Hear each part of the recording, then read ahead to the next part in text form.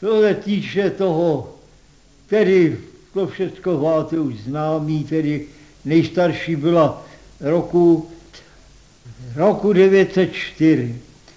Jel jsem svázaný, jsem si to svázal do plátna, jmenovalo se to Pekelné epos.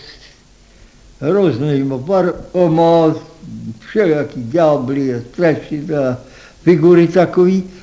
A potom jsem ale už to začal dělat pořádně, slušný pérovky, víte, nebo to byl i chléb můj vezdejší. Já jsem musel namrskat denně 10 pohlednic s břízkama a stromečkama parádní, jemně okolorovaný, víte, abych sehnal na ty šustrkuba, na dlouhý, to byly dvě za 3 klícely. Tak to už jsem tedy kreslil jemně.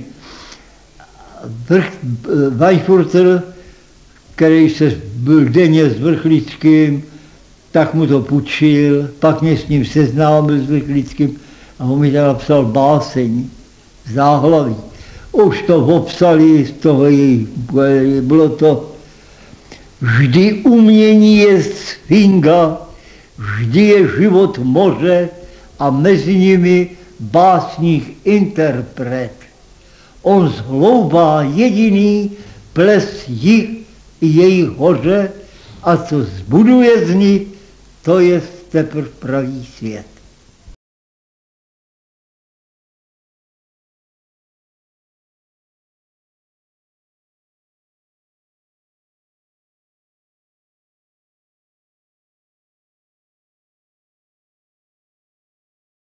Jo, po Arbesovi tudle. Když jsme vycházeli od Zlatého litru, kam chodili Škarland, Škarván, teď si nespomínají samý literáti z malířů Rudolf Bem, Šimánek,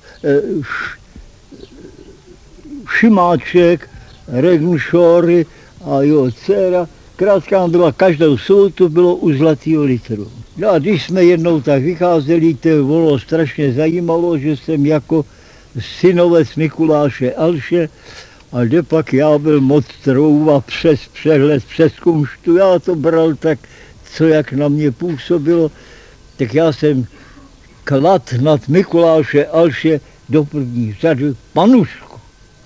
Protože on dělal ty strašidla tenkrát, a jste to líbil. A tak jsme měli takovou debatu a vyšli jsme z toho, z hospody a první bylo, zastavili jsme se na kanálu, kde Arves si odlehčoval a já přirozeně s ním taky. A tu Arves uprostřed té funkce položil mi ruku na ramena a pověděl: třeba jsme spolu nesouhlasili a každý stojíme na jiném břehu, oba dva budeme v té černé zemi zahrabáni. Ale chcete-li ještě mít něco lepšího, to vám málo se ten Štorch Marian o něm zmínil, o Šlejharovi. Víte, ten básník Kuře Melancholik, to byla velká veličina, víte, pašák, rozvedený se ženou, která ho stíhala všade, no, nevím, to všecko. A já jsem piják, který se taky upil nepřímo a neměl ani stravu, vařil si oukrop, víte, a to kyselo, víte, naposledy umíral dlouho se žaludkem na rakovinu. My jsme ho chodívali navštěvovat a on tak ležel v té horečce a tedy s náma krásně mluvil, pan mi dobro. Najednou se bohnal, víte, a masařka blížila a on povídal: už sejtí umrlčinu, krávo skotná, jedeš?